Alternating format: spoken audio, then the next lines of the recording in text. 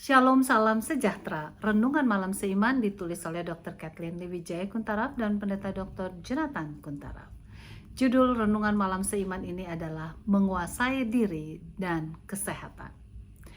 Melainkan suka memberi tumpangan, suka akan yang baik, bijaksana, adil, saleh, dapat menguasai diri. Titus 1 ayat 8. Ini adalah ayat inti dari renungan malam seiman kita. Paulus menulis ayat inti di atas tadi kepada Titus, seorang yang dia anggap sebagai anaknya. Dalam tulisan itu kita dapat membaca bahwa Paulus menyebutkan kualitas dari pemilik jemaat, yaitu seseorang yang suka memberikan tumpangan, suka akan yang baik, bijaksana, adil, saleh, dan dapat menguasai diri. Memang penguasaan diri memegang peranan penting bagi setiap orang Kristen, ya, apalagi kepada para pemimpin. Nah, dalam hal apa kita harus dapat menguasai diri? Penguasaan diri melibatkan kepada banyak hal, apakah itu dalam soal makanan, minuman, kemarahan, pekerjaan, perkataan, atau apa saja yang kita lakukan, termasuk melakukan hal yang baik sekalipun. Penguasaan diri adalah salah satu rasa dari buah roh. Setiap orang Kristen jelas menunjukkan sifat kekristenan yang baik, termasuk penguasaan dirinya sendiri. Sesuai dengan penelitian oleh NIH, yaitu National Library of Medicine pada tanggal 7 Agustus 2019, ternyata ada hubungan yang erat antara penguasaan diri dengan kesehatan.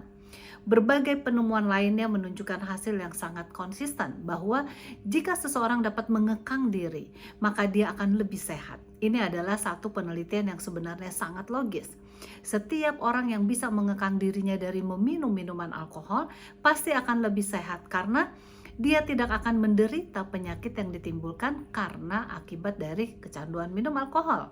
Setiap orang yang dapat menguasai dirinya sendiri dengan melakukan gerak badan setiap hari, maka tubuhnya akan tetap sehat dan memperoleh banyak manfaat dari kegiatan olahraganya. Seseorang yang dapat mengekang diri dalam hal memakan makanan yang sehat sehingga tidak merusak tubuhnya akan lebih sehat karena akibat buruk dari makan yang tidak baik itu bisa dihindarkan.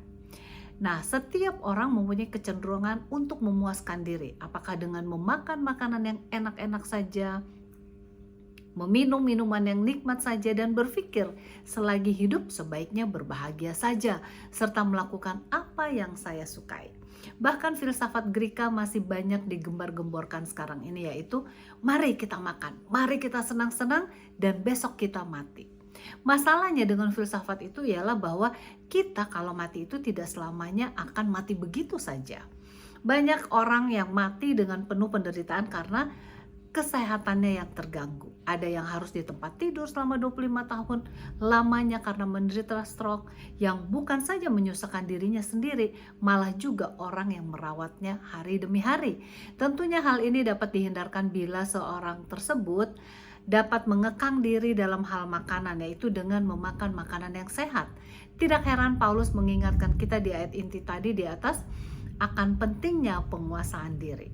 Marilah kita belajar untuk meninggalkan apa yang dapat membahayakan tubuh dan memakan makanan yang baik dengan bijaksana atau secukupnya.